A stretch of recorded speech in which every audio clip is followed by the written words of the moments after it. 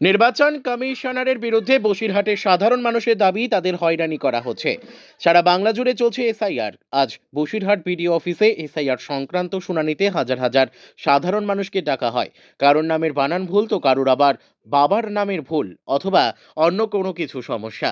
উত্তর চব্বিশ পরগনার বসিরহাটের বিদ্যুৎ মণ্ডল তিনি বলেন তিনি একজন সরকারি চাকরিজীবী। তার অভিযোগ, আমাদের ভোটার লিস্ট যেহেতু বাংলায় আছে সেটা ইংরেজিতে অনুবাদ করার সময় যারা টাইপিং করছে তখনই সেখানে ভুলটা হয়ে যাচ্ছে। তার জন্য আবার নথিপত্র নিয়ে ডাকা হয়।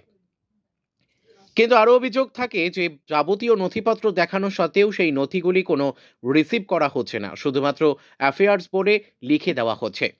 বিদ্যুৎ মণ্ডল বলেন শুনানিতে থাকা কর্মরত কর্তৃপক্ষকে রিসিভ করার কথা বললে তিনি বলেন যে এই ধরনের অর্ডার আমার কাছে নেই। তাই প্রশ্ন ওঠে যে এই সংক্রান্ত বিষয়ে যখন সুপ্রিম কোর্টের অর্ডার রয়েছে রিসিভ করার, তাহলে শুনানি তো কর্মরত কর্মীদের কাছে কেন সেই অর্ডার দেয়নি কমিশনার?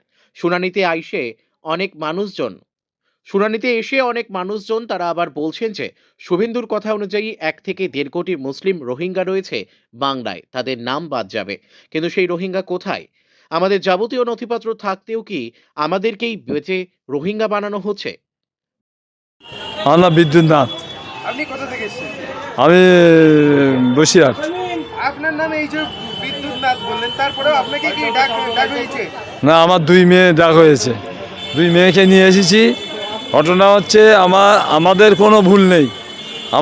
আমি সার্ভিস করি, আমার সার্ভিসে বিদ্যুৎ নাথ আছে, আমার সমস্ত পেপারসে বিদ্যুৎ নাথ আছে। আমাদের এখানে যেটা সমস্যা যেটা হচ্ছে যে মানুষকে হয়রানি করা হচ্ছে, সেই হয়রানিটা হচ্ছে এই যে বাংলায় আমাদের এখানে ভোটার লিস্ট ইংরাজিতে তুলেছে, তোলার সময় সব ভুল করেছে, স্পেলিং ভুল করেছে। আমার যেখানে বিদ্যুৎ বিআইডিআইটি বিদ্যুৎ, সেখানে ভিআইডিআইটি বিদ্যুৎ, তার জন্য হ্যারেস হচ্ছে।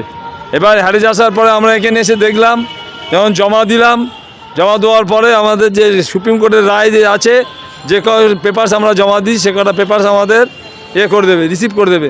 কিন্তু ওরা শুধু অ্যাপিয়ার বলে ছেড়ে দিচ্ছে। আমরা যখন বললাম যে কেন আপনি এটা করছেন না, বলছে আমাদের কাছে কোনো অর্ডার নেই। আর তা বললে হবে, কারণ আমি যে পেপারসগুলো জমা দিচ্ছি, আমি সাপোর্টিং পেপার আমার কি আছে টোটাল জমা দিলাম। জমা দেওয়ার পরে আমাকে বলছে যে রিসিভ করা হবে না। এই মানুষকে এইভাবে হয়রানি করা, এইগুলো হচ্ছে নির্বাচন কমিশন ইচ্ছাকৃতভাবে মানে এই পরিকল্পনা মাফিক এটা করছে।